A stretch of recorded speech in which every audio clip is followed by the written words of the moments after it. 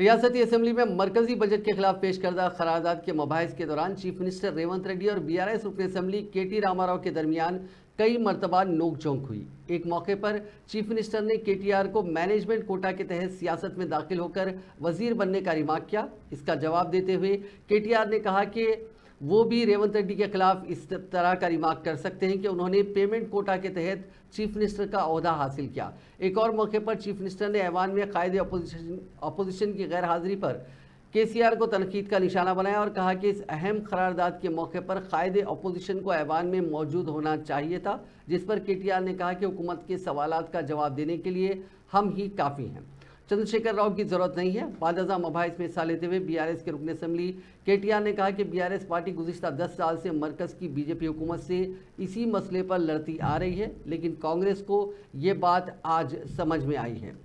आज इन दोनों की बहस के दौरान एक दिलचस्प मोड़ आया जब केटीआर ने कहा कि वज़ीर आला रेवंत रेड्डी को और उनकी पूरी काबीना को दिल्ली के जंतर मंतर पर धरना देना चाहिए और अगर वो ऐसा करते हैं तो बीआरएस पार्टी उनकी भरपूर तायद करेगी। इसका जवाब देते हुए रेवंत रेड्डी ने कहा कि वो जंतर मंतर पर उस वक्त धरना देने के लिए तैयार होंगे जब केसीआर भी उस धरने में शामिल हो।